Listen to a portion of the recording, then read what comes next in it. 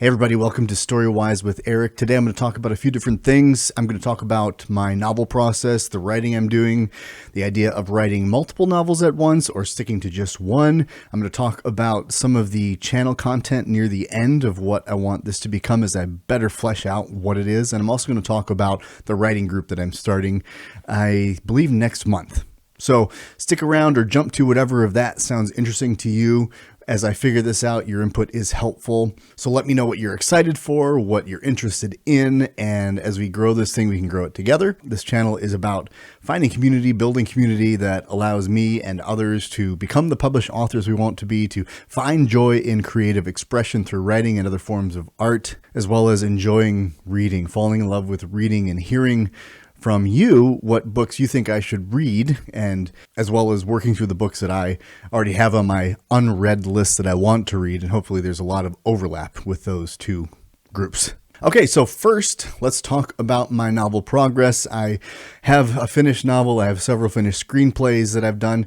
I'm adapting some of those in the future to novel form because I find that writing novels gives you a lot more ability to flesh out and build the story and understand the story to then apply it to a screenplay, which is why a lot of really great movies and television series are based off of novels, because the source material is so robust that you can pare it down to a shorter format rather than starting in the smaller world and then building it out. So that's where I'm at with that, but I'm not doing that for these books that I'm working on now. So multiple novels. Do I, or do you, as an aspiring author, a published author, a creative writer, is there benefit in working on multiple novels as inspiration leads you? Or is it better to just ignore that and just focus until you have one complete novel? I think this is a challenging thing that is not going to have a right or wrong answer, only a right or wrong answer for you. And for me, what I've been doing is working on Bleak, which all of these titles that I say are working titles. I don't know the name of the series. I don't know the name of the books in that series. I just understand the world that I'm creating. Wherein lies the problem.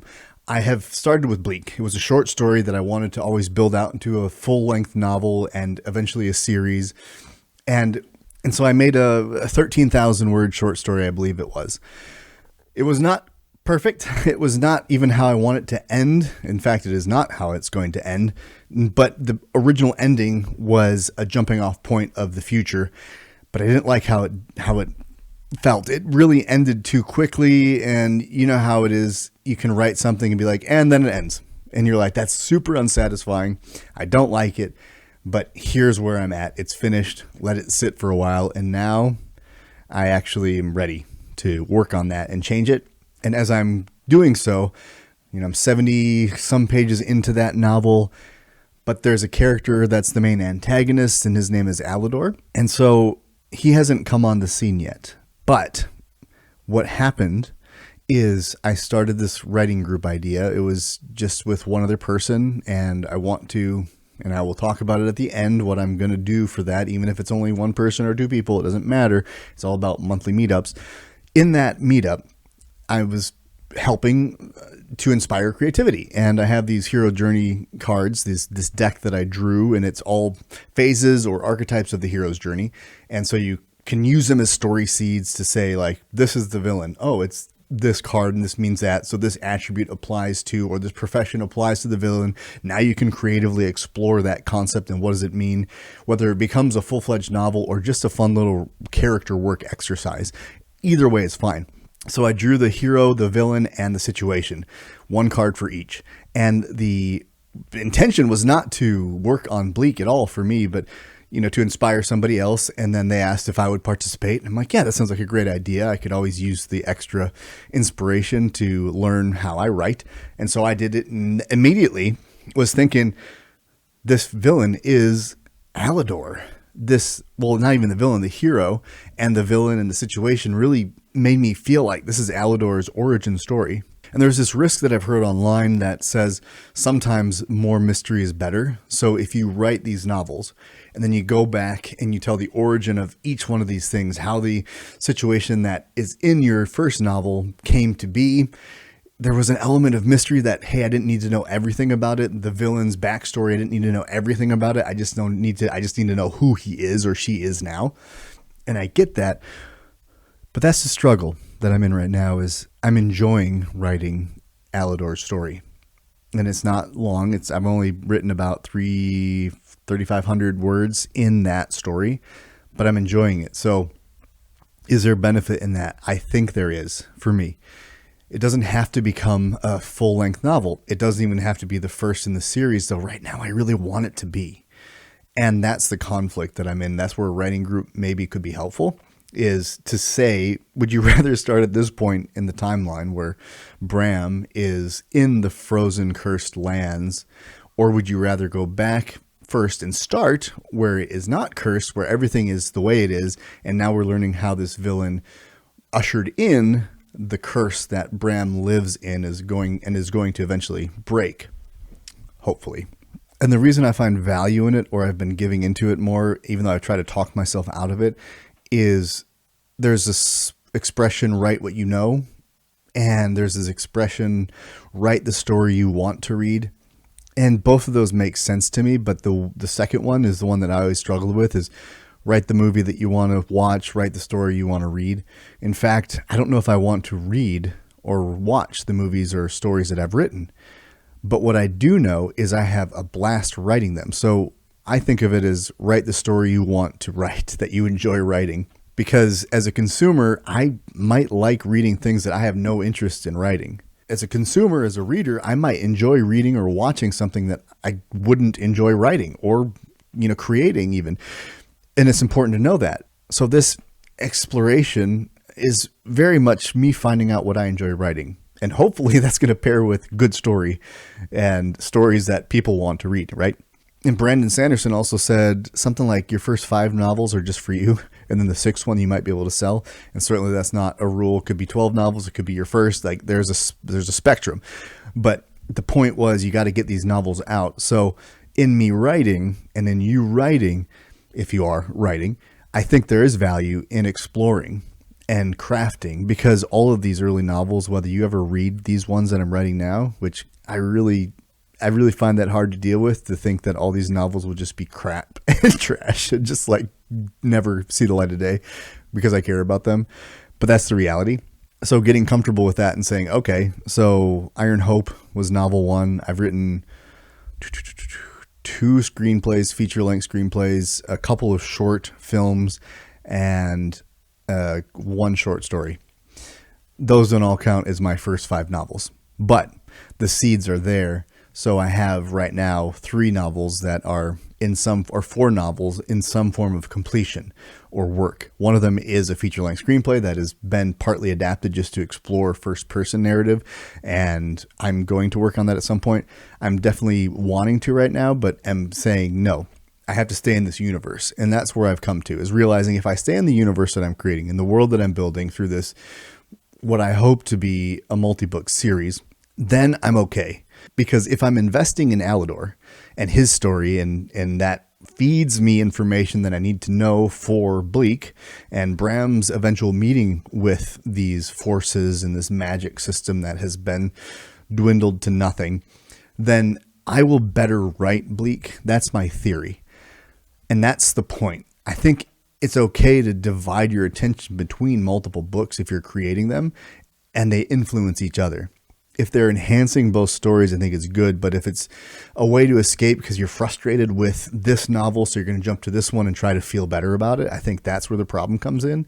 That's where you can say, I'm avoiding something that I need not to avoid. Because so far this writing process, whether it's novels I've finished, or screenplays I've finished, every one of them has these moments of frustration where you just want to walk away from it, and you start telling yourself, I can never be like this person. I'll never have a book published because I don't have the skills, and this is crappy writing. Or the thing I thought was so good, I reread it and I'm like, that was not good. I had that with my first novel, The Red King, and I was like, man, I've got this. And I did 5 revisions of it, 5 drafts. And each time I felt like it got better and better. Then I didn't look at it for a year because I got all the rejection letters and like, frustrated, set it down, do some other things. And then I came back to it now to put it on Wattpad. And as I'm putting it on there, I'm like, this first chapter is not great. The writing is not as good as I can write now. And that shocked me, because there is a thing like getting enough time and distance away from something you loved and thought was really well done. It was just a snapshot in time of, yes, that was good. So you're not lying to yourself. But time goes on, you develop, and then you go back to that and you go, oh man, I have improved, because the illusion of change when you see it every day in the mirror is not that vast. But if you take 5 years away from looking at yourself in the mirror, you're going to see the changes.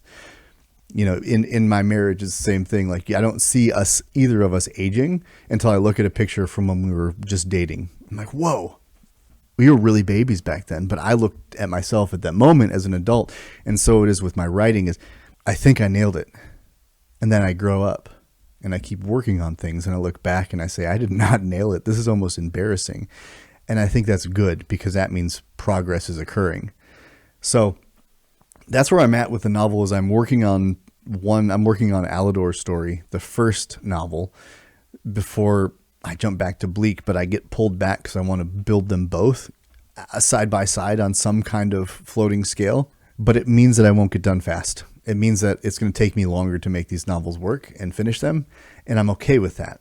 But for somebody else, that could be the absolute wrong thing. And so that's what I've come to realize, is I think it's all about, are you doing it because you're deeply inspired and it's helping elevate something in your overall narrative, helping you elevate something in your overall universe, the thing you're trying to create? Or is it avoidance? Is it, I don't want to deal with this aspect right now, so I'm going to jump over here and have a little fun, have a little dopamine hit? That's kind of this concept in coaching I developed called like sugar theory, where you want to get that tasty goodness right away without working for it. And then as soon as things get tough, you're like, this doesn't feel good. So I'm going to jump over here and get some more of that sweet, good stuff. And that's a learning experience too, is realizing, yeah, that is what I'm doing, versus, no, actually I'm really inspired and I have, my fingers are on fire. I have to type this out. I have to get this thought down. Might even be just a chapter, and then you're back to your other thing, whatever it is. I need to get it out. So that's what I've learned about myself, and you have to learn for yourself too. So that's that. But jumping into the next topic, I want to talk about the content of this channel. I've recently done 2 book reviews. I have a couple more that I've done, and this is something I said I wouldn't do. And I have a habit of trying to talk myself out of doing things that I want to do. And that's from people in the past where I would express joy and excitement about things, and they would get nervous for me because I kind of get manic about certain things and super hyper focused and can get a little impulsive in those moments. I've done a lot of work on myself to not do that, but it still lingers. So I developed this habit of saying something I'm super excited about and then say, but I'm not going to do it. Like I know it's just kind of, but in my mind, I'm really wanting to do it. And so I did that in this channel. I'm like, I'm not going to be a book review channel, which I'm not, but I'm going to make space for that, because I've realized the things that I'm passionate about right now in this space, this conversation, is both what I'm writing and what I'm reading, and understanding concepts that inspire me in that spectrum, in that world of writing and reading. So my reviews will be, more traditional things. Like they still won't be academic in any way. They'll be really feelings based, and they will hopefully always be spoiler free, but they're going to be related to books as I finish them, series as I finish them, and maybe what is coming on the future, what books are in my tier thing. So right now I have these 3 books, the next 3 on my list that I can just show you. One is the next one is 100,000 Kingdoms. And then we'll go back to the Drizzt saga, the Legend of Drizzt, and end with The Six. And as I finish these books, I'm going to use my random picker that has like 100 books that I want to read and see what is coming down the pike. Because I kind of like that being surprised. But if there's a book I have to read, then I'm going to put that in the queue up further. But I'm always going to jump to a Drizzt novel because I find them to be really wonderful palate cleansers. It's a guarantee I'm going to have a good time. For instance, I read Catcher in the Rye and did not have a good time reading that book. And I needed to remind myself I love reading. I just didn't love reading that book. So I went to Legend of Drizzt and breath of fresh air. Now I'm doing The Tainted Cup. And, it's helpful to get that palate cleanser, because sometimes I can over-identify with the bad one that I didn't enjoy. Not bad like it's a horrible book, but for me it was a bad book to read. I did not enjoy it. And I'll do a review of that probably as well. And yeah, remind myself that one bad experience does not mean I hate reading now.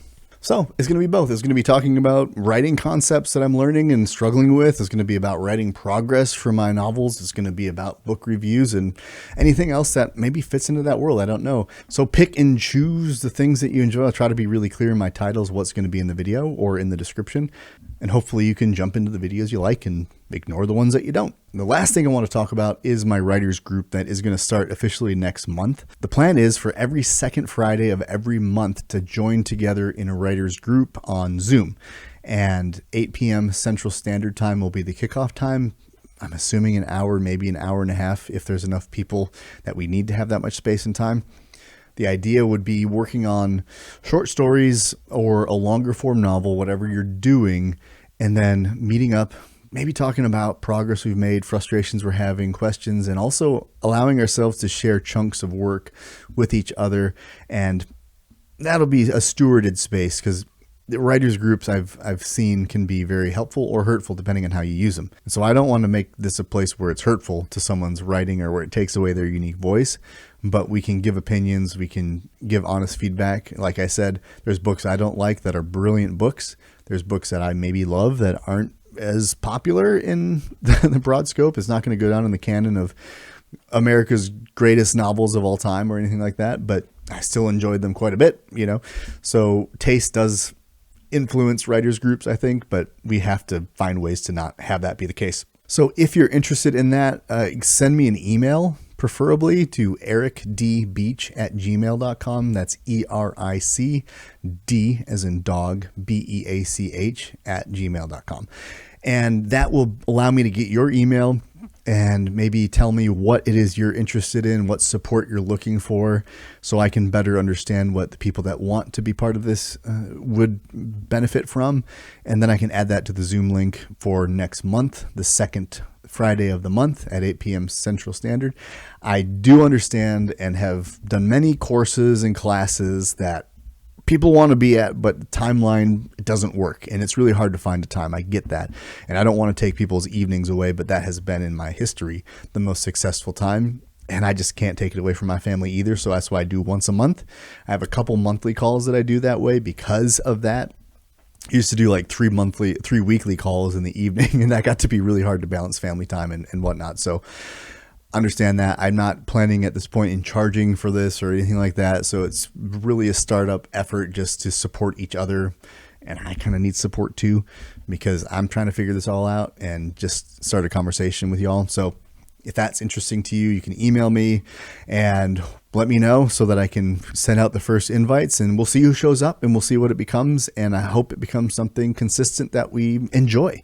Otherwise, I'm going to be here sharing those topics of writing, reading, reviews, and some of the struggles I have as a hopeful, aspiring author and where I'm at in my book process. So maybe we can support each other.